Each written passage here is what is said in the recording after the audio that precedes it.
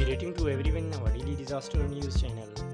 The National Weather Services has been issued a tornado warning in Washington County, Colorado on 6 p.m. Central Daylight Time. The tornado is on the ground right now.